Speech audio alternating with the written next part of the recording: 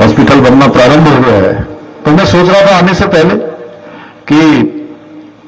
छोटा सा कह रहे हैं तो 100 लोग होंगे, 200 लोग होंगे या 50 लोग होंगे, लेकिन मैं देख रहा हूं यहां इतनी बड़ी संख्या में आप सब लोग पधारे हैं। सच में मैं आप सबके बीच में आकर अपने आप को, अपने परिवारजनों के बीच में आकर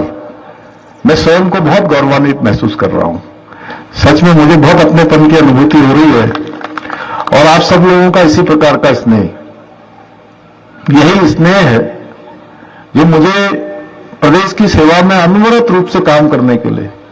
निरंतर ऊर्जा प्रदान करता है। और मैं देखता हूं वैसे तो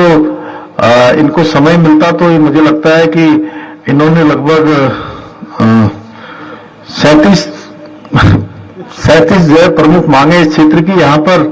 आप सबके सामने पढ़कर मुझे सुनाई। लेकिन ये जब भी देहरादून आते हैं बस यह है कि समय मेरा कम लेते हैं। इनकी अच्छी बात यह है कि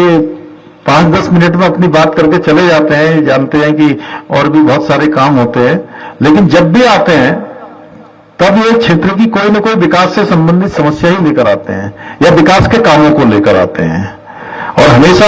उनके लिए चिंतित रहते हैं। और मुझे शक्तिलाल जी ने स्वास्थ्य सेवाओं के बारे में भी बताया कि यहां क्या क्या समस्या है, यहां कितनी परेशानियां हैं। तो मुझे जानकर सच में बहुत पीड़ा हुई कि आज हमारे बहुत दूर दराज के क्षेत्रों के गांवों में, पहाड़ों में हमारी माताओं को, बहनों को सामान्य उपचार के लिए भी,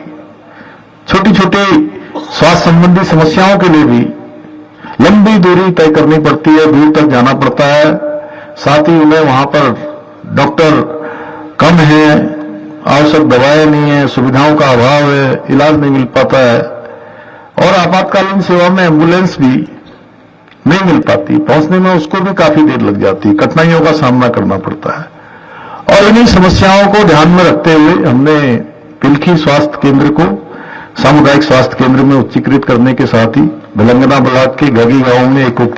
स्वास्थ्य केंद्र खोलने का निर्माण करने की भी घोषणा की है। मुझे प्रसन्नता है कि आज हम घनसाली भिलंगना क्षेत्र में लगभग 41 करोड़ रुपए की विभिन्न परियोजनाएं, जिसमें 8 परियोजनाएं हैं, उनका आज यहां पर हमने लोकार्पण शिलान्यास भी किया है हमारे पंडित जी ने। मैं तो उनसे कह रहा था कि आज मैं तो आ ही रहा था, महाराज जी भी साथ में आ गए, तो